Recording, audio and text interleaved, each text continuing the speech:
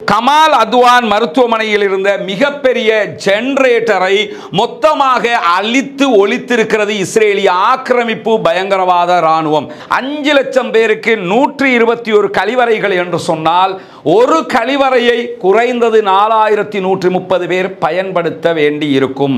மஸ்ஜிதுல் அக்ஸாவுடைய குப்பத்து சஹ்ராவினுடைய வாசல்ல கொடிகளோடு அவங்க நிற்கக்கூடிய காட்சிகள் நீங்க பார்க்க முடியும். இன்றைக்கு ஹமாஸ் உள்ளிட்ட பல பேரும் கண்டனம் தெரிவித்திருக்கக்கூடிய காட்சி இது. பாலஸ்தீனத்தில் கொல்லப்பட்டிருக்கக்கூடிய அப்பாவி குழந்தைகள், அப்பாவி பெண்கள், அப்பாவி தாய்மார்கள், அப்பாவி ஆண்கள் அத்தனை பேரையும் கூட்டி கழித்து பார்த்தால் 36,000 பேர் அங்கே ஷஹீதாக்கப்பட்டிருக்கிற நிலையில் இதைவிட அதிகமாக பாலஸ்தீன யுத்தத்திலே இஸ்ரேலிய ராணுவம் கொல்லப்பட்டிருக்கலாம் என்கிறார்கள் ஆய்வாளர்கள். அந்த அளவுக்கு அங்கே பட்டு பயங்கரமான தாக்குதல்கள் நடைபெற்று வருகிறது. எங்களை விடுத்து அங்கே நீங்கள் நினைக்கிற பொம்மை ஆட்சியை கொண்டு வர முடியாது என்பதையும் திட்டவட்டமாக அமெரிக்காவுக்கு சொல்லி வைத்திருக்கிறது ஹமாஸ். இத்தாலியினுடைய பல்கலைக்கழகங்கள் இஸ்ரேல் பல்கலைக்கழகங்களுடனான தங்களுடைய ஈராமஸ் ஒப்பந்தங்களை எல்லாம் மொத்தமாக நிறுத்துவதாக அறிவித்திருக்கிறார்கள். உனக்கும் இல்லை எனக்கும் இல்லை என்று அப்பர் கலீலிய தீ வைத்து எரித்து கொண்டிருக்கிறது ஹிஸ்புல்லாக்கள். அதற்கு காரணமாக என்ன சொல்லப்படுதுன்னா, ஹிஸ்புல்லாக்களின் உளவு பிரிவு வலுவாக உள்ளே இயங்குகிறது. ஏன்னா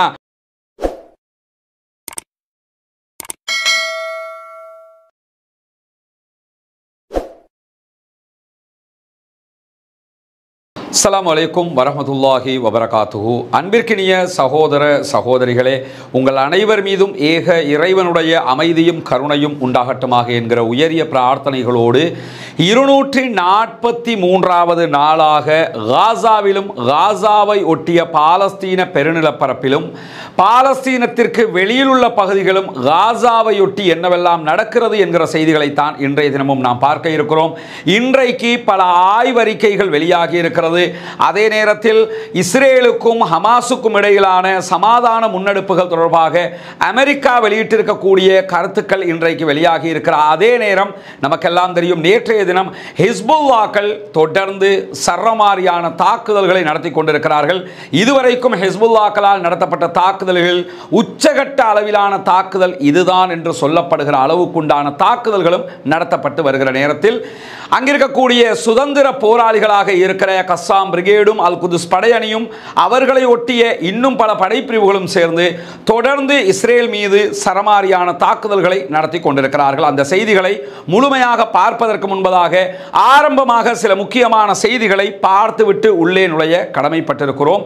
குறிப்பாக இன்றைக்கு வெளியாகி இருக்கக்கூடிய செய்திகளில் அல் மவாசி கேம்ப், அல் மவாசி முகாம் என்பது காசாவிலே இருக்கக்கூடிய மிக முக்கியமான அகதிகள் முகாமாக இருக்கிறது. இந்த யுத்தம் ஆரம்பிக்கப்பட்டதிலிருந்து இதுவரைக்கும் உள்நாட்டுக்குள்ளேயே உலகத்திலேயே ஒரே நேரத்தில் 7 தடவைகள் அகதிகளாக புலம்பெயர்ந்தவர்கள் இருப்பார்கள் என்றால் அது கண்டிப்பாக பாலஸ்தீன அப்பாவி மக்களாக மாத்திரம்தான் இருக்க முடியும். நமக்கெல்லாம் தெரியும், இலங்கையிலே யுத்தம் நடைபெறுகிற நேரத்தில் இலங்கை இஸ்லாமியர்கள், இலங்கை முஸ்லீம்கள் அகதிகளாக உள்நாட்டுக்குள்ளேயே குடிபெயர்ந்திருந்தார்கள். இதே நேரத்தில் மியன்மாரிலே நடைபெற்ற சம்பவங்களில் மியன்மாரிலே இருக்கக்கூடிய ரோஹிங்யா முஸ்லீம்கள் அங்கிருந்து அகதிகளாக பங்களாதேசத்திற்கு குடிபெயர்ந்திருந்தார்கள். இன்றைக்கும் அங்கே வாழ்ந்து வருகிறார்கள். இப்படி ஒரு நாட்டிலிருந்து இன்னொரு நாட்டிற்கு குடிபெயர்வரும் ஒரே நாட்டுக்குள்ளேயே அகதிகளாக்கப்படுவதும் என்பது ஒவ்வொரு சமூகத்திற்கும் நடந்து வந்தாலும் உலக வரலாற்றில் கிட்டத்தட்ட 240 நாட்கள் 8 மாதங்களுக்குள்ளாக 7 தடவைகள் 7 இடங்களுக்கு குடிபெயர்ந்த அகதிகளாக மாற்றப்பட்ட ஒரே சமூகமாக பாலஸ்தீன அப்பாவி மக்கள் தான் இருக்கிறார்கள் என்பதுதான் இங்கு நாம் கவனிக்க வேண்டிய முக்கியமான செய்தியாக இருக்கிறது. அதே நேரத்தில் இன்றைக்கு வெளியாகி இருக்கக்கூடிய அதிர்ச்சிகரமான செய்தி என்னவென்றால், அல் மவாசி கேம்ப், அல் மவாசி முகாம் பகுதிகளில் ஒரு டாய்லெட்டை 4130 பேர் பயன்படுத்துகிறார்கள் என்பது நம்பவே முடியாத பேருண்மையாக மாறியிருக்கிறது. சுமார் 5 லட்சம் பேர் அங்கே வாழ்ந்து கொண்டிருக்கிறார்கள். 5 லட்சம் பேருக்கு வெறுமனே 121 டாய்லெட்டுகள் மாத்திரமே காணப்படுகிறது. இது நம்ம சாதாரணமாக கடந்து போகிற ஒரு விவகாரம் கிடையாதுங்க. 5 லட்சம் பேருக்கு 121 கழிவறைகள் என்று சொன்னால் ஒரு கழிவறையை குறைந்தது 4130 பேர் பயன்படுத்த வேண்டி இருக்கும். இதிலே ஆண்கள், பெண்கள், சிறுவர்கள், முதியவர்கள் என்று அத்தனை பேரும் உள்ளடங்குவார்கள். தண்ணீருக்கு பற்றாக்குறை, உணவுக்கு பற்றாக்குறை, மருந்துகளுக்கு பற்றாக்குறை, அனைத்துக்கும் பற்றாக்குறை. டாய்லெட் கூட இல்லாத ஒரு நிலையை, இக்கட்டை அவர்கள் சந்தித்திருக்கிறார்கள். எல்லாவற்றுக்கும் மேலாக அங்கிருக்கக்கூடிய பெண்களுடைய நிலையை கொஞ்சம் யோசிச்சு பாருங்க. நம்முடைய குடும்பத்தார் நிம்மதியாக இருக்க வேண்டும், குறிப்பாக ஒழுக்கம் பேணப்பட வேண்டும், கண்ணியம் பேணப்பட வேண்டும் என்பதற்காக நாம் எப்படியெல்லாம் நம்முடைய சிரத்தை எடுத்துக்கொள்கிறோம். இந்த மாதிரியான நேரத்தில் காசாவுடைய சகோதரிகளுடைய நிலையை எடுத்து பாருங்கள். மார்க்கத்தையும் கடைபிடிக்கிறார்கள், ஈமானோடும் இருக்கிறார்கள், இஸ்லாத்தை வாழ வைக்க போராடுகிறார்கள், தங்களுடைய வாழ்க்கைக்காகவே போராடுகிறார்கள், தங்களுடைய வாழ்வையே தங்களுடைய நாட்டுக்காக அர்ப்பணிக்கிற நிலையும் அவர்களுக்கு ஏற்பட்டிருக்கும் போது தங்களுடைய இயற்கை காரியங்களை நிறைவேற்றுவதற்கு கூட இடவசதி இல்லாமல் 121 டாய்லெட்டுகளை 5 லட்சம் பேர் பயன்படுத்துவது என்பது நம்பவே முடியாத, ஏற்றுக்கொள்ள தயங்குகிற அளவுக்குண்டான பேருண்மையாக இருக்கிறது. இன்றைக்கு ஆக்ஸ்ஃபாம் ஆய்வு நிறுவனம் இந்த செய்திகளை வெளியிட்டு அதிர்ச்சியை தந்திருக்கிறது என்கிற செய்திகளை நாம் பார்க்க முடியும். அதே நேரத்தில் கமால் அத்வான் மருத்துவமனையில் இருந்த மிகப்பெரிய ஜெனரேட்டரை மொத்தமாக அழித்து ஒழித்திருக்கிறது இஸ்ரேலிய ஆக்கிரமிப்பு பயங்கரவாத ராணுவம். கமால் அத்வான் மருத்துவமனையை நீங்க பார்க்குறீங்க, அதில் இருந்த மிகப்பெரிய ஜெனரேட்டர் இதுதான், மின் உற்பத்தி இதிலிருந்து தான் செய்யப்பட்டு கொண்டிருந்தது.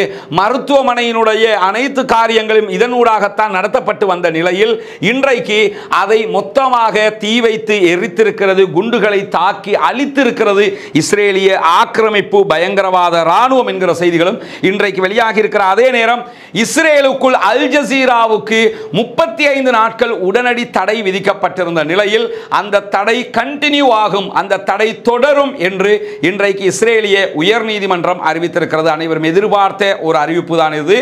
இருந்தாலும் ஒரே ஒரு நீதிபதி மாத்திரம் நியாயமாக சிந்தித்த நிலையில் அதற்கு மாற்றமாக உயர்நீதிமன்றம் இஸ்ரேலுடைய இன்றைக்கு இந்த தீர்ப்பை வழங்கி இருக்கிறார்கள். எது எப்படி போனாலும் அங்கு நடக்கக்கூடிய செய்திகள் இன்றைக்கும் வெளியாகி கொண்டுதான் இருக்கிறது. அல் ஜசீரா அதை வெளிக்கொண்டு வந்து கொண்டுதான் இருக்கிறது. அவர்கள் அங்கே ஆபீஸ் வைத்து இயங்கவில்லையே தவிர, ஆனால் அவர்களுடைய செய்திகளை உலகத்திற்கு கொண்டு வருகிறார்கள். நேற்று நம்ம காட்டிய காட்சியெல்லாம் நீங்க பார்த்திருப்பீங்க. ஹெஸ்புல்லாக்கள் கொடுக்கிற பதிலடிகளால் பற்றி எரிகிற இஸ்ரேலுடைய காட்சிகள் எல்லாம் சாதாரணமாக இன்றைக்கு வெளியாகிய, ஆரம்பத்தில் இதெல்லாம் வெளியாகாதுங்க, அதையும் நீங்க புரிஞ்சுக்கிறங்க.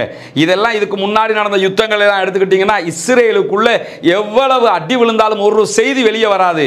ஆனால் இன்றைக்கு இஸ்ரேலிய ஊடகங்களே வெட்கத்தை விட்டு அதையெல்லாம் வெளியே சொல்ல வேண்டிய அளவுக்கு நிலைமை மாறி இருக்கிறது என்கிற நிலையில் தான் இன்றைக்கு ஜெருசலம் டே கொண்டாட்டத்தை நடத்தி இருக்கிறார்கள் யூதர்கள். அங்கிருக்கக்கூடிய ஜியோனிஸ்டுகள் என்கிற காரணத்தினால் ஜெருசலம் டேயினூடாக ஆயிரக்கணக்கான இஸ்ரேலியர்கள் யூதர்கள் கலந்து கொண்ட அணிவகுப்பிலே பல பேர் மஸ்ஜிதுல் அக்ஸா வளாகத்துக்குள் நுழைந்து அங்கிருக்கக்கூடிய பல இடங்களுக்கு சேதங்களை விளைவித்திருக்கிறார்கள், அநியாயம் செய்திருக்கிறார்கள் என்கிற செய்திகளும் வெளியாகி இருக்கிறது. இதை நீங்க பார்க்கலாம். மஸ்ஜிதுல் அக்ஸாவுடைய குப்பத்து சஹ்ராவினுடைய வாசல்ல கொடிகளோடு அவங்க நிற்கக்கூடிய காட்சிகள் நீங்க பார்க்க முடியும். இன்றைக்கு ஹமாஸ் உள்ளிட்ட பல பேரும் கண்டனம் தெரிவித்திருக்கக்கூடிய காட்சி இது. இஸ்ரேலிய ஆக்கிரமிப்பு பயங்கரவாத ராணுவத்தை நிறுத்தி வைத்துக் கொண்டு அவர்கள் பார்த்து கொண்டிருக்கும் போதுதான் அவர்கள் மஸ்ஜிதுல் அக்ஸாவுக்குள் நுழைகிறார்கள்.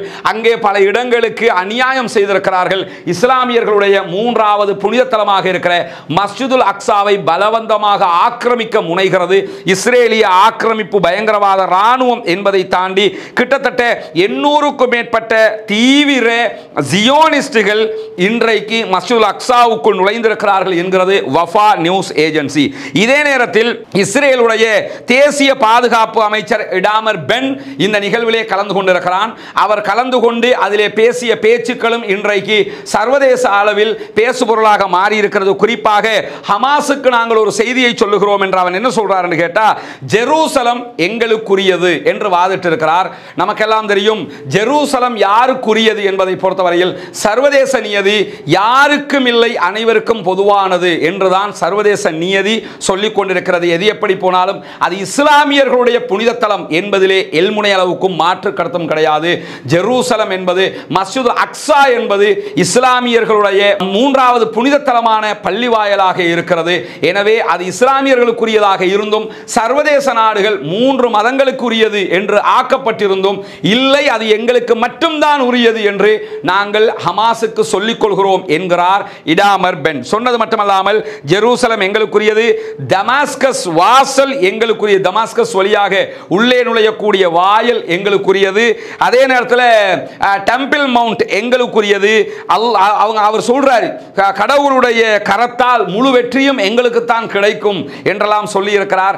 ஆனால் யதார்த்தமான நிலை என்ன, களநிலை என்ன என்பதை இன்றைக்கு இஸ்ரேலியர்கள் குறிப்பாக ஜியோனிஸ்டுகளே உணர்ந்து கொண்டிருக்கிறார்கள் என்பது நமக்கு தெரியும். இதற்கு கடுமையான ஒரு பதில் அறிக்கையை இன்றைக்கு ஹமாஸ் வெளியிட்டிருக்கிறது. நீங்கள் உடனடியாக அக்ஸா வளாகத்தை விட்டு வெளியேற வேண்டும், இல்லை என்றால் நடப்பது வேறு என்று எச்சரிக்கை செய்திருக்கிறார்கள். நாளைக்கு பார்க்க முடியும் அவர்கள் வெளியேறாவிட்டால் என்ன நடக்கிறது என்பதை. என்ன அக்ஸா விஷயத்தில் ரொம்ப கராராக ஹமாஸ் மட்டுமில்லை அல் குதுஸ் படையணியும் இருப்பாங்கிறது நமக்கு தெரியும். அக்ஸா வளாகத்தில் பெரிய அளவில் பலம் பொருந்தியவங்களாக இருக்கிறதும் அல் குதுஸ் படையணி. எனவே நாளைக்கு இதனுடைய ரிசல்ட்டை நம்ம தெரிஞ்சு கொள்ள முடியும். இன்றைக்கு அவர்கள் உள்ளே நுழைந்திருக்கிறார்கள், என்ன நடக்கிறது என்பதை பொறுத்திருந்து பார்ப்போம். இதே நேரத்தில் நமக்கெல்லாம் தெரியும், இதுவரைக்கும் 36,000க்கு மேற்பட்டவர்கள் பாலஸ்தீனத்திலே கொல்லப்பட்டிருக்கிறார்கள், ஷஹீதாக்கப்பட்டிருக்கிறார்கள். இன்றைக்கும் ரஃபாவினுடைய ஈஸ்ட் ரஃபா பகுதிகளில் தாக்குதல்கள் நடைபெறுகிறது. கிட்டத்தட்ட 50க்கு மேற்பட்ட சகோதரர்கள் அங்கே கொல்லப்பட்டிருக்கிறார்கள், ஷஹீதாக்கப்பட்டிருக்கிறார்கள் என்கிற செய்திகளும் இன்றைக்கு வெளியாகி இருக்கிறது. இந்த நிலையில 36,000 பேர் அங்கே அப்பாவிகள் கொல்லப்பட்டிருக்கிறார்கள் என்று செய்திகள் சொல்லிக் கொண்டிருக்கிறது. உண்மையும் கள நிலவரமும் அதுதான். ஆனால் எத்தனை பேர் ஹமாஸிலே கொல்லப்பட்டிருக்கிறார்கள் என்கிற கேள்விக்கு இதுவரைக்கும் இஸ்ரேலால் சரியான பதிலை சொல்ல முடியவில்லை. ஒவ்வொரு நேரத்துக்கு ஒவ்வொன்று சொல்லுவாங்க, 13,000 பேரை கொண்டுட்டோம், 18,000 பேரை கொண்டுட்டோம்.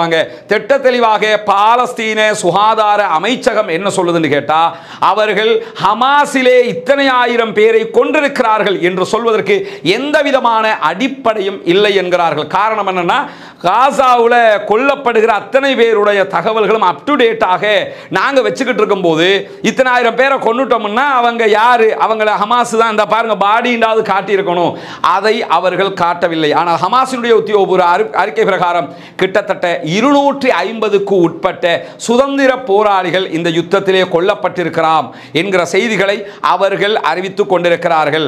கடந்த ஒரு 2 மாதங்களுக்கு முன்பதாக வரை 200 பேர் அளவுக்கு தான் கொல்லப்பட்டிருந்தார்கள், ஷஹீதாக்கப்பட்டிருந்தார்கள். ஒரு கிட்டத்தட்ட 20 நாட்களுக்கு மேலாக ஜபாலியா பகுதிகளிலே பாரிய ஒரு தாக்குதல் நடைபெற்ற காரணத்தினால், அதை தொடர்ந்து ரஃபாவுக்குள்ளேயும் பாரிய தாக்குதல்கள் நடைபெற்று வருகிற காரணத்தினாலும் அவர்களுடைய எண்ணிக்கை 250ஆக 50 பேர் எக்ஸ்ட்ரா கொல்லப்பட்டிருக்கலாம், ஷஹீதாக்கப்பட்டிருக்கலாம் என்கிற தகவல்கள் வெளியாகி இருக்கிறது. அப்படி என்றால் இஸ்ரேலுடைய ராணுவத்தை சேர்ந்தவர்கள் எத்தனை பேர் கொல்லப்பட்டிருக்கலாம் என்கிற கேள்வியை பொறுத்தவரையில் இந்த யுத்தம் ஆரம்பித்து 4 மாதங்கள் தாண்டுகிற போதே இஸ்ரேலுடைய ஆக்கிரமிப்பு ராணுவத்தின் மெர்காவா டேங்குகள் மாத்திரமே 2000க்கு மேற்பட்ட மெர்காவா டேங்குகள் நாசப்படுத்தப்பட்டு விட்டது, அழிக்கப்பட்டு விட்டது என்கிற செய்திகளை நம்ம ஆரம்பத்திலேயே சொல்லி இருக்கிறோம். மொத்தத்தில் காசாவுக்குள் நுழைந்ததிலிருந்து இஸ்ரேலிய ஆக்கிரமிப்பு பயங்கரவாத ராணுவத்தை சேர்ந்தவர்கள் பாலஸ்தீனத்திலே கொல்லப்பட்டிருக்கக்கூடிய ஷஹீதாக்கப்பட்டிருக்கக்கூடிய அப்பாவிகளை விட அதிகமாக இஸ்ரேலிய ராணுவத்தினர் கொல்லப்பட்டிருக்கலாம் என்கிறது இஸ்ரேலிய ஊடகங்களுடைய நம்பிக்கையே. ஏன்னா எத்தனை பேர் கொல்லப்பட்டிருக்கிறாங்கிற தகவல்களை எல்லாம் வெளியிட முடியாது, அக்யூரேட்டா சொல்ல முடியாது. பல சட்டங்களை இந்த யுத்தத்தை வச்சு அவன் பாஸ் பண்ணி வச்சிருக்கிறான். ஆனால் அங்கு மனநோயாளிகளாக மருத்துவமனைகளில் இருக்கக்கூடியவர்கள், கொல்லப்பட்டவர்கள், ரெசோ படையினுடைய எண்ணிக்கை என்ன, எல்லாத்தையுமே ஒரு அலசி இப்படி இருக்கலாம் என்கிற விதத்தில் பார்க்கிற ஆய்வாளர்கள் என்ன சொல்றாங்கன்னா, அங்கு கொல்லப்பட்டிருக்கக்கூடிய பாலஸ்தீனத்தில் கொல்லப்பட்டிருக்கக்கூடிய அப்பாவி குழந்தைகள், அப்பாவி பெண்கள், அப்பாவி தாய்மார்கள், அப்பாவி ஆண்கள் அத்தனை பேரையும் கூட்டி கழித்து பார்த்தால் 36,000 பேர் அங்கே ஷஹீதாக்கப்பட்டிருக்கிற நிலையில் இதைவிட அதிகமாக பாலஸ்தீன யுத்தத்திலே இஸ்ரேலிய ராணுவம் கொல்லப்பட்டிருக்கலாம் என்கிறார்கள் ஆய்வாளர்கள். அந்த அளவுக்கு அங்கே பட்டு பயங்கரமான தாக்குதல்கள் நடைபெற்று வருகிறது. இன்றைக்கும் அவர்கள் ராணுவத்தை அழைத்திருக்கிறார்கள். அது எப்படி என்கிற செய்திகளை பின்னால் நாம் பார்க்க இருக்கிற அதே நேரம் போரை முடிவுக்கு கொண்டு வருகிற எந்த வகையான சாத்தியமான யுத்த நிறுத்தத்திற்கும் நாங்கள் சாதகமான பதிலளிக்க தயாராக இருக்கிறோம் என்கிறது ஹமாஸ். குறிப்பாக ஹமாஸ் இன்றைக்கு வெளியிட்டிருக்கக்கூடிய அறிக்கையில் என்ன சொல்றாங்கன்னா, யுத்த நிறுத்தம் வர வேண்டும், நிரந்தர யுத்த நிறுத்தம் வர வேண்டும், காசாவில் இருந்து மொத்தமாக இஸ்ரேலிய ஆக்கிரமிப்பு பயங்கரவாத ராணுவம் வெளியேற வேண்டும், இஸ்ரேலிய கைதிகளை நாங்கள் வெளிவிடுகிற அதே நேரம் எங்கள் மக்கள் கைது செய்யப்பட்டிருக்கிறார்கள், பாலஸ்தீன மக்கள் அத்தனை பேருமே மொத்தமாக இஸ்ரேல் பரிமாற்றம் என்கிற அடிப்படையில் விடுதலை செய்ய வேண்டும். இதையெல்லாம் அடிப்படையாக கொண்டு சுதந்திர பாலஸ்தீனம் என்கிற அடிப்படையை வைத்துக்கொண்டு நாங்கள் முன்மொழியப்படுகிற எந்த ஒரு சாதகமான போர் நிறுத்தத்திற்கும் தயாராகவே இருக்கிறோம் என்கிற செய்தியை இன்றைக்கு ஹமாஸினுடைய மிக முக்கியமான தலைவர்களில் ஒருவராக இருக்கிற ஹலீல் அல் ஹையா அவர்கள் தெரிவித்திருக்கிறார். அதே நேரம் இஸ்மாயில் ஹனியா அவங்க வெளியிட்டிருக்கக்கூடிய ஒரு அறிக்கையில் என்ன சொல்றாருன்னு கேட்டா, எங்களுடைய மக்களுடைய விருப்பத்தையும் துணிச்சலையும் நாங்கள் பாராட்டுகிற அதே நேரம் அவர்களுக்காகத்தான் இந்த போராட்டத்தை நாங்கள் நடத்தி கொண்டிருக்கிறோம். எனவே பாலஸ்தீன விவகாரத்தில் ஹமாஸ் தெளிவான பேச்சுவார்த்தைகளில் ஈடுபட்டு வருகிறது. யுத்த நிறுத்தம் என்றால் மாத்திரம், நிரந்தர யுத்த நிறுத்தம் என்றால் மாத்திரம் நாங்கள் அனைத்திற்கும் தயாராக இருக்கிறோம் என்கிற செய்திகளையும் இன்றைக்கு ஹமாஸும் வெளியிட்டிருக்கிறார்கள். இதே நேரத்தில் இது தொடர்பாக கருத்து வெளியிட்டிருக்கக்கூடிய அமெரிக்கா என்ன சொல்லியிருக்கிறாங்கன்னு கேட்டா, இஸ்ரேல் தொடர்ந்து நேர்மாறான கருத்துக்களையே சொல்லி வருகிறார்கள். இது இன்னைக்கு நடக்கிறது இல்லை, அவன் எப்பயுமே அப்படித்தான் செய்வானுங்கிறது உலகத்துக்கே தெரியும். இப்போ ஒன்று சொல்லி அடுத்த நிமிஷம் மாற்றக்கூடிய ஒருத்தன் இருப்பான்னா ஜியோனிஸ்ட் யூதர்களாகத்தான் இருப்பாங்க. அப்படிப்பட்ட ஒரு குரூப் அது. அந்த குரூப் இருந்து வரக்கூடிய பதில்கள் ஒவ்வொன்றும் உடனுக்குடன் மாற்றப்படக்கூடிய கலவையான நேரெதிரான செய்திகளாக இருக்கிறது. எனவே ஹமாஸ் பதிலளிக்கும், கத்தார் வழியாக ஹமாஸுடைய பதில் கிடைக்கும் என்று நாங்கள் எதிர்பார்க்கிற அதே நேரம் சரியான ஒரு முடிவை இஸ்ரேலும் சொல்ல வேண்டும் என்றும் நாங்கள் எதிர்பார்க்கிறோம் என்கிறது வெள்ளை மாளிகை. வெள்ளை மாளிகையினுடைய தேசிய பாதுகாப்பு ஆலோசகர் ஜாக் சல்லிவன் இன்றைக்கு செய்தியாளர்களிடம் இந்த செய்தியை சொல்லி இருக்கிறார் என்கிற செய்திகள் மாத்திரமல்லாமல், எங்களுக்கு யுத்த நிறுத்த உடன்படிக்கை எழுத்தில் வேண்டும், நிரந்தர யுத்த நிறுத்தம் வேண்டும் என்பதை மீண்டும் ஹமாஸ் வலியுறுத்தி இருப்பதோடு மட்டுமல்லாமல், காசாவினுடைய பாலஸ்தீனத்தினுடைய ஆட்சியாளர்கள் நாங்கள் தான், எங்களை விடுத்து அங்கே நீங்கள் நினைக்கிற பொம்மை ஆட்சியை கொண்டு வர முடியாது என்பதையும் திட்டவட்டமாக அமெரிக்காவுக்கு சொல்லி வைத்திருக்கிறது ஹமாஸ் என்கிற செய்திகளும் இன்றைக்கு வெளியாகி இருக்கிற அதே நேரம் இன்றைக்கு இன்னும் ஒரு முக்கியமான செய்தியும் நடைபெற்றிருக்கிறது. அமெரிக்காவே நினைத்தாலும் இனிமேல் இஸ்ரேலை காப்பாற்ற முடியாது என்கிற நிலை தற்போது உருவாகி வருகிறது. நம்ம நேற்றே சொல்லியிருந்தோம், சர்வதேச மட்டத்தில் செருப்படி விழுந்து கொண்டிருக்கிறது. சர்வதேசம் இஸ்ரேலை அடையாளம் கண்டுவிட்டது.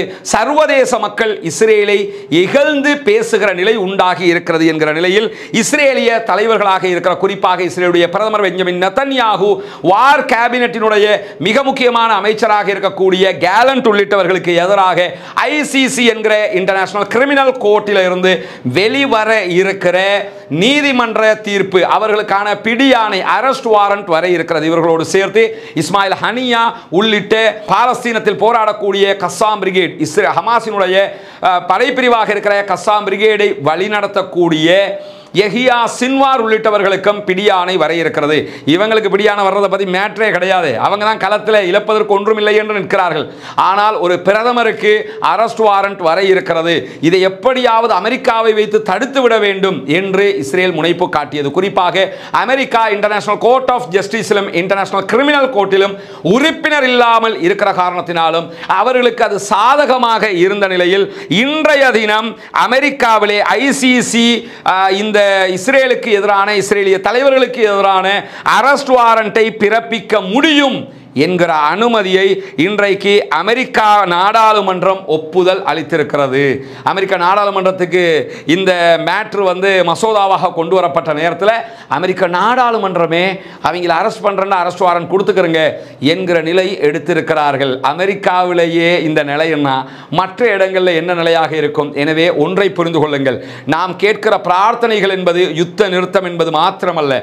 யுத்தம் நிறுத்தப்பட வேண்டும், அமைதி உண்டாக வேண்டும், அங்கே பாலஸ்தீனம் சுதந்திரம் அடைய வேண்டும் என்பதெல்லாத்தோடும் சேர்த்து நம்முடைய பிரார்த்தனையின் அடிப்படை கருத்தாகவும் எது இருக்க வேண்டும் என்று சொன்னால், இஸ்ரேல் யார் என்பது இந்த உலகத்திற்கு தெரிய வேண்டும். அல்லாஹு தாலா இந்த யுத்தத்தினூடாக இஸ்ரேலியர்கள் யார், யூதர்கள் யார் என்பதையும் மிக துல்லியமாக காட்டிக் கொண்டிருக்கிற நேரம், இத்தாலியினுடைய பல்கலைக்கழகங்கள், இத்தாலி நமக்கு தெரியும் ப்ரோ பாலஸ்தீனியனாக இல்லாமல் ப்ரோ இஸ்ரேலியனாக இருக்கக்கூடிய ஒரு நாடு. இத்தாலியினுடைய பல்கலைக்கழகங்கள் இஸ்ரேல் பல்கலைக்கழகங்களுடனான தங்களுடைய ஈராமஸ் ஒப்பந்தங்களை எல்லாம் மொத்தமாக நிறுத்துவதாக அறிவித்திருக்கிறார். இருக்கிறார்கள். இனிமே இந்த யுத்தம் எல்லாம் நிறுத்தப்பட்டு மீண்டும் ஒரு பேச்சுவார்த்தை எல்லாம் வந்து முடிவுக்கு வருகிற வரைக்கும் இத்தாலிக்கும் இஸ்ரேலிய பல்கலைக்கழகங்களுக்கும் இடையில் எந்த விதமான ஒப்பந்தங்களும் பரிமாற்றங்களும் பாதுகாப்பு விவகாரங்களும் கிடையவே கிடையாது. இன்னைக்கு காய் வெட்டி இருக்கிறார்கள், இன்றைக்கு வெட்டி அனுப்பி இருக்கிறார்கள் இஸ்ரேலை என்கிற செய்திகளும் வெளியாகி இருக்கிற அவர்களுடைய ஆதரவு நாடுகளே அவர்களுக்கு எதிராக மாறிக்கொண்டிருக்கக்கூடிய நேரத்தில் இன்ஸ்டாகிராம், ஃபேஸ்புக் உள்ளிட்ட மெட்டாவினுடைய நிறுவனங்கள் பாலஸ்தீன மக்களுக்கு நடக்கிற அநியாயங்களை கட்டுப்படுத்துதுன்னா அநியாயங்களை வெளியே கொண்டு வர விடாம அந்த வீடியோக்கள் அந்த சம்பவங்களை எல்லாம் இவர்கள் கண்ட்ரோல் பண்ணுகிறார்கள் என்று மெட்டாவிலே பணிபுரிந்த ஒரு சகோதரர், பாலஸ்தீன அமெரிக்க பொறியாளர், அவர் கொண்டு வந்த ஒரு வழக்கு விசாரணை அமெரிக்காவிலே விசாரணைக்கு எடுக்கப்பட்டிருக்கிறது. ஹம்மாத் என்கிற அந்த சகோதரர் தான் மெட்டா நிறுவனத்துக்கு எதிராக, ஃபேஸ்புக் நிறுவனத்துக்கு எதிராக இந்த தீர்ப்பொன்று வெளியிடப்பட வேண்டும், இதை கண்ட்ரோல் பண்ண வேண்டும், இவர்களை நிறுத்த சொல்லுமாறு கட்டளையிடுங்கள் என்று சொல்லி நீதிமன்றம் சென்றிருக்கிறார். குறிப்பாக மெட்டா நிறுவனம் இஸ்ரேல் கொடியோடு சம்பந்தப்பட்ட எமோஜிக்களை பயன்படுத்துவதற்கெல்லாம் தடை விதித்துக் கொண்டிருக்கிறது. எனவே இதையெல்லாம் நிறுத்துங்கள் என்று நீதிமன்றத்திற்கு சென்றிருக்கிறார். நீதிமன்றத்திற்கு சென்ற இந்த விவகாரம் தொடர்பாக மெட்டா நிறுவனம் எந்த விதமான கருத்துக்களையும் இதுவரைக்கும் வெளியிடவில்லை என்கிறது ராய்ட்டர் செய்தி சேவை. அதே நேரத்தில் ஃபேஸ்புக், இன்ஸ்டாகிராம் வைத்திருக்கும் மெட்டா நிறுவனம் பாலஸ்தீனம் சம்பந்தப்பட்ட விவகாரங்களில் இப்படி அநியாயமாகத்தான் நடந்து வருகிறது, இதை நிறுத்த வேண்டும் என்று இதற்கு முன்பதாகவே 200க்கும் மேற்பட்ட மெட்டா நிறுவன ஊழியர்கள் நீதிமன்றத்தை நாடி இருக்கிறார்கள் என்பதையும் நாம் புரிந்து கொள்ள வேண்டும். அதனால தான் நம்ம சொல்லுவோம், நிறைய சகோதரர்கள் கேட்பீங்க, ஃபேஸ்புக்கில் உங்கள் வீடியோ வரலையே என்று. நம்ம ஃபேஸ்புக்கில் வீடியோ போடவே முடியாது, லிங்கை மட்டும் தான் போட்டுக்கிட்டு இருக்கிறோம். இது சம்பந்தப்பட்ட எந்த வீடியோ ஃபேஸ்புக் என்ன டிக்டாக்லேயே போட முடியாதுங்க. டிக்டாக்ல போடும்போது நம்ம டிக்டாக்ல இந்த வீடியோக்களை போட்டுருக்கோம், அந்த அக்கௌண்ட்டையே ரிமூவ் பண்ணிட்டாங்க. இப்போ புதிய அக்கௌண்ட் தான் நம்மளே திறந்துருக்கிறோம். டிக்டாக்ல போட முடியாது.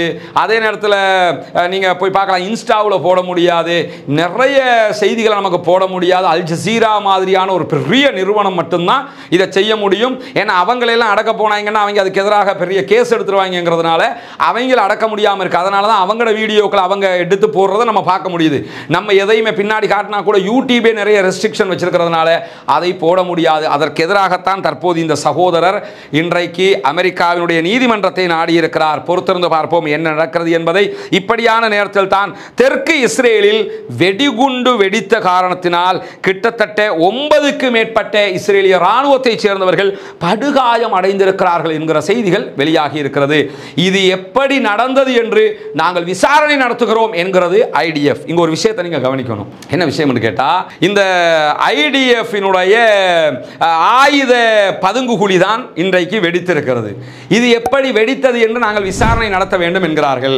இதே நேரத்தில் ஹெஸ்புல்லாக்களுடைய உளவு பிரிவு மிக துணிச்சலாக இஸ்ரேலுக்குள் இயங்கிக் கொண்டிருக்கிறது என்கிற செய்திகளும் இன்றைக்கு வெளியாகி இருக்கிறது. அதனால் தான் கடந்த 2-3 நாட்களாக வரலாறு காணாத அக்யூரேட்டான தாக்குதல்களை ஹெஸ்புல்லாக்கள் நடத்துகிறார்கள் என்கிற செய்திகளும் வெளியாகி இருக்கிறது. குறிப்பாக அயன்டோமினுடைய பேட்டரிகளை நோக்கி உடனுக்குடன் தாக்குதல் நடத்துகிறார்கள். அயன்டோம்னாலே இப்ப சிரிப்பு வருகிற அளவுக்கு காமெடி பீஸாக மாற்றப்பட்டு விட்டது. அந்த அயன்டோம் மீது, பேட்டரிகள் மீது தாக்குதல் நடத்துகிறார்கள். அயன்டோமை இயங்க செய்யாமல் செய்கிறார்கள்.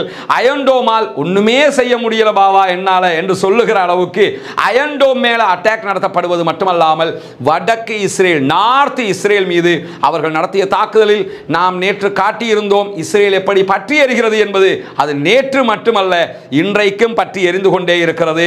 9 மணி நேரங்கள் மொத்தமாக போராடியும் எங்களால் அந்த தீயை அணைக்க முடியவில்லை என்று 30க்கும் மேற்பட்ட தீ அணைப்பு குழுக்கள் பின்வாங்கி இருக்கிறது என்கிற செய்திகள் வெளியாகி இருக்கிற காரணம் என்னன்னா, தீ அணைக்க முடியாதுங்கிறதல்ல, தீ அணைக்க போகும்போது திருப்பி சைரன் கேட்டுக்கிட்டு இருக்குது, திரும்ப உள்ள வந்துகிட்டு இருக்குது, அடிக்கிறாங்க என்கிற செய்யனா நூற்றுக்கணக்கான புர்கான் ஏவுகணைகளை அவர்கள் ஏவிக்கொண்டிருக்கிறார்கள். புர்கான் ஏவுகணைகளை பொறுத்தவரை 300 தொடக்கம் 600 கிலோ அளவுக்குண்டான வெடி மருந்துகளை சுமந்து செல்லக்கூடியது. அவற்றை அயன்டோமால் இன்டர்பிரட் பண்ண முடியாமல் இருக்கிறது, தடுத்து நிறுத்த முடியாமல் இருக்கிறது. எனவே அயன்டோமை மீறி அங்கே பலவிதமான தாக்குதல்கள் நடத்தப்படுகிறது. அப்பர் கலீலி உள்ளிட்ட பல பகுதிகள் பற்றி எரிந்து கொண்டிருக்கிறது. ஏற்கனவே அப்பர் கலீலிக்காரங்க, கலீலி அண்ட் அப்பர் கலீலி பகுதிகளில் இருக்கக்கூடியவங்க எங்களுக்கு இது தனி நாடா வேணும்னு கேட்டுக்கிட்டு இருக்கிறாங்க. பாலஸ்தீனம் எங்க நாட்டை எங்களுக்கு தாடான்னு கேட்டுக்கிட்டு இருக்கிறாங்க. அதே நேரத்தில் இஸ்ரேல்காரன் பாலஸ்தீனத்தை பிடிச்சி வச்சுக்கிட்டு இது ஏன் நாடுன்னு சொல்லிக்கிட்டு இருக்கிறான். இஸ்ரேலுக்கு இஸ்ரேலுக்குள்ள இருக்கக்கூடிய கலீலி அப்பர் கலீலிக்காரங்க என்ன சொல்றாங்கன்னா, இது எங்களுக்கு அப்பர் கலீலின்ற ஒரு நாடு வேணும் உலகத்தில், எங்களுக்கு அதை தனியா தாங்கடான்னு போராடிக்கிட்டு இருக்கிறாங்க. அப்படி இருக்கும்போது தான் உனக்கும் இல்லை எனக்கும் இல்லை என்று அப்பர் கலீலியை தீ வைத்து எரித்து கொண்டிருக்கிறது ஹிஸ்புல்லாக்கள். அதற்கு காரணமாக என்ன சொல்லப்படுதுன்னா, ஹிஸ்புல்லாக்களின் உளவு பிரிவு வலுவாக உள்ளே இயங்குகிறது. ஏன்னா இந்த ஈரானுடனான மோதல் அது இதெல்லாம் தாண்டி ரொம்ப ஈரானுடைய பேக்கப்ல உள்ளே நுழைஞ்சிட்டாங்க என்கிற செய்திகள் இன்றைக்கு வெளியாகி இருப்பது மட்டுமல்லாமல், எந்த அளவுக்கு என்று சொன்னால், இன்றைக்கு இஸ்ரேலுக்குள்ள இருந்த ஆயுத களஞ்சிய சாலை எப்படி அங்கிருந்து ஆயுதங்கள் எப்படி வெடித்து சிதறியது, அங்க எத்தனை பேர் ஆக்சுவலி கொல்லப்பட்டிருக்கிறாங்கிற செய்தி இன்னும் வரல. 9 பேருக்கு காயமுங்கிறாங்க.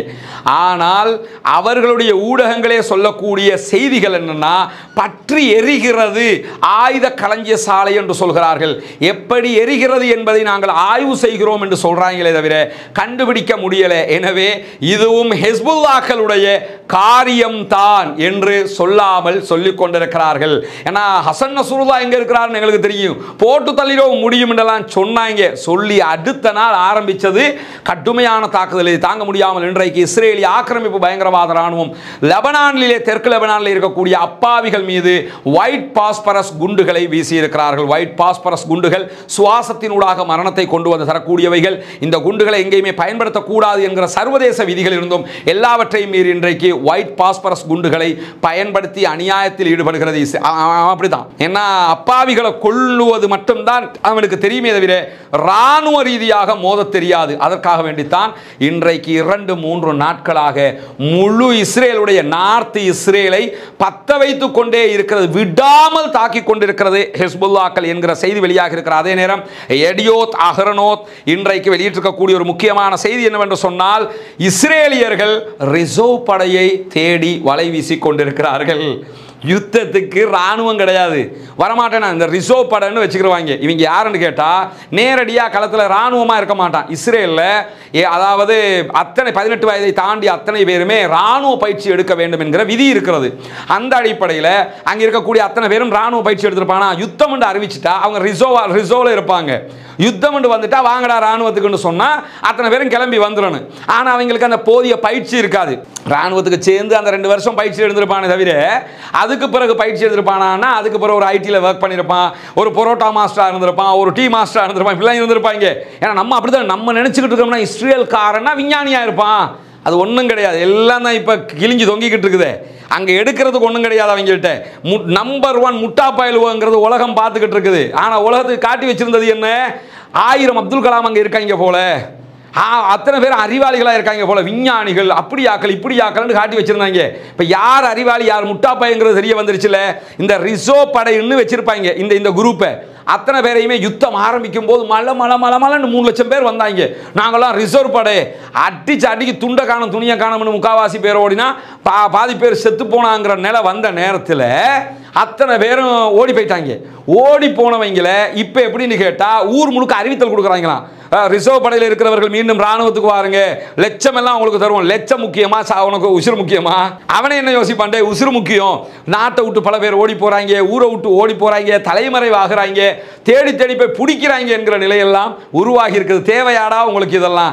உனக்கு எதுக்கு தேவைக்கில்லாத பச்சை மிளகா வேலையெல்லாம் கேட்கிற அளவுக்கு இன்னைக்கு நிலைமை மாறி இருக்கிறது. அந்த அடிப்படையில் 50,000 பேரை மீண்டும் ரிசர்வ் படைக்கு அழைத்திருக்கிறது இஸ்ரேலிய ஆக்கிரமிப்பு பயங்கரவாத ராணுவம். முடியல.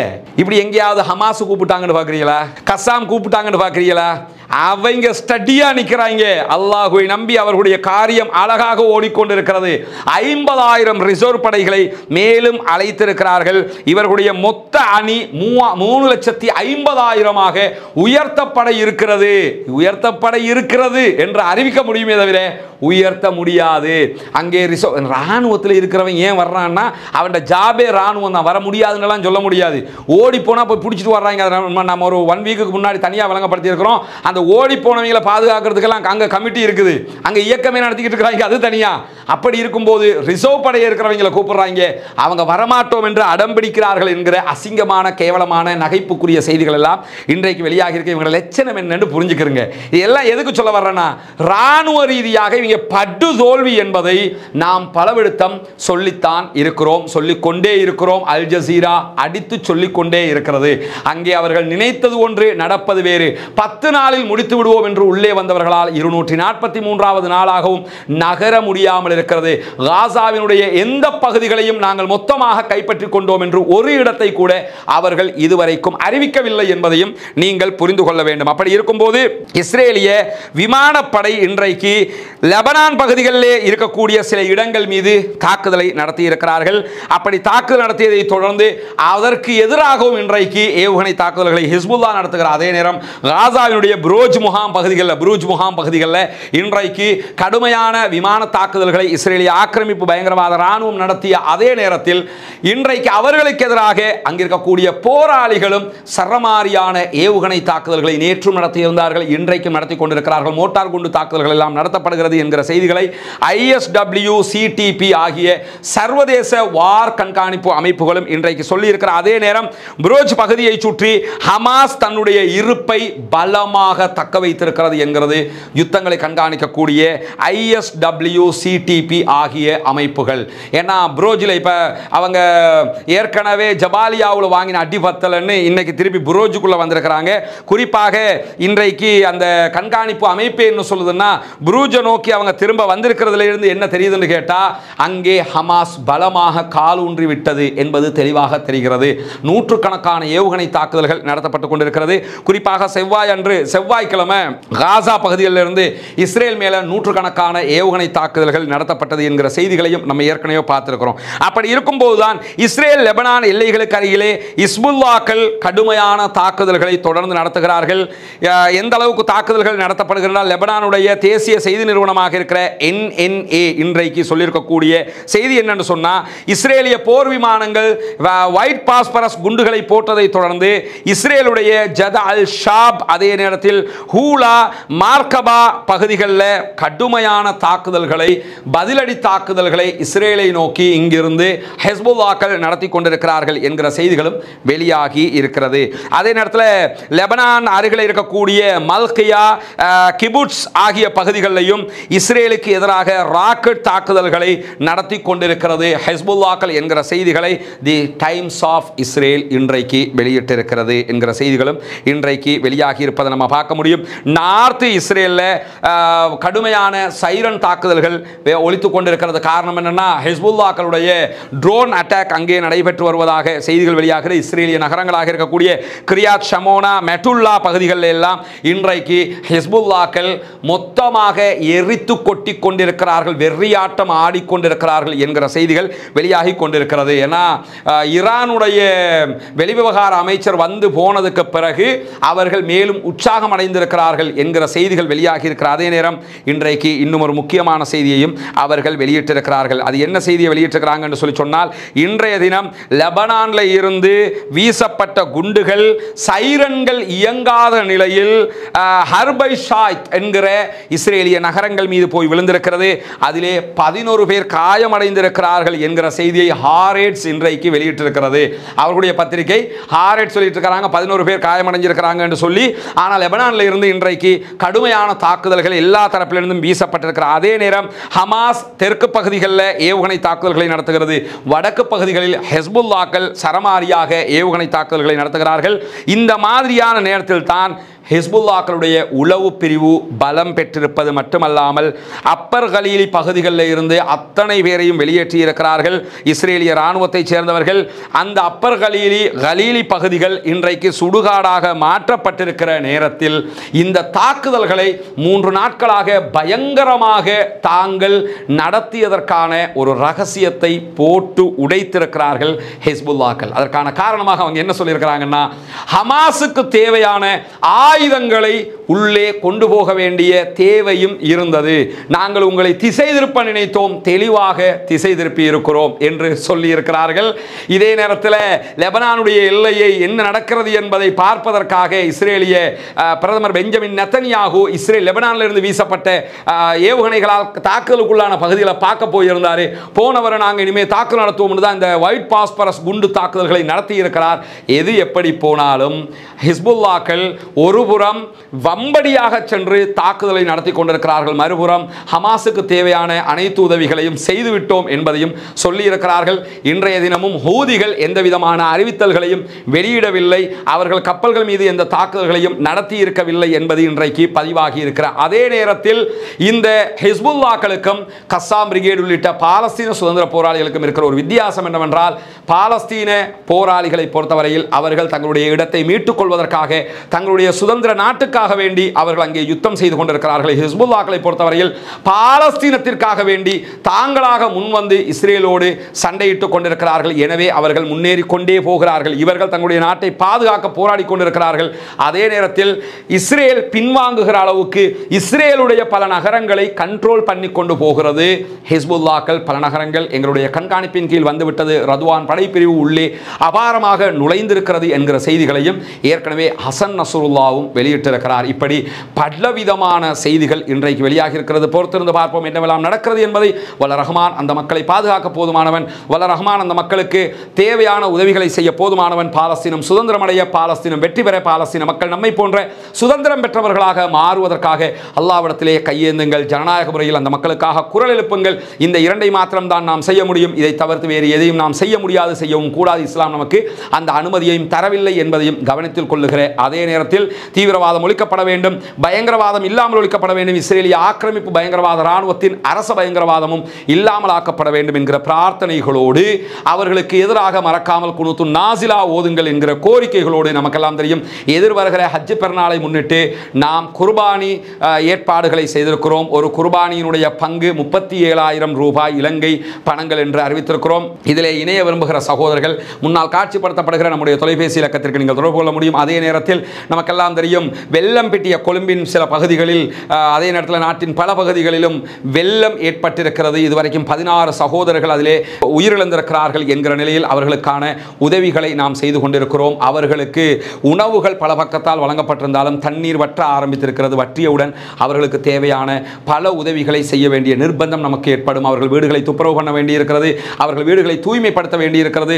அதே நேரத்தில் வீடுகளில் இருக்கக்கூடிய பல உடைமைகளை அவர்கள் இழந்திருப்பார்கள். எனவே அவர்களுக்கான சில பல பொருட்களை வாங்கி கொடுக்க வேண்டிய நிர்பந்தம் நமக்கெல்லாம் இருக்கிறது. எனவே அதற்காக உதவ விரும்புகிற சகோதரர்கள் உங்களால் முடிந்த உதவிகளை வாரி வழங்க முடியும். அவர்களுக்கான தேவைகளை முடிந்த அளவு பூர்த்தி செய்வதற்கான பொருள் உதவிகளை வழங்குவதற்கு நாம் தயாராக இருக்கிறோம். முன்னால் தெரிகிற நம்முடைய வாட்ஸ்அப் இலக்கத்திற்கு நீங்கள் தொடர்பு கொண்டு உங்களால் முடிந்த உதவிகளை வாரி வழங்குமாறு கேட்டு முடித்துக் கொள்கிறேன். வாஹ்ரதாவானா அல்ஹம்துலில்லாஹி ரப்பில் ஆலமீன்.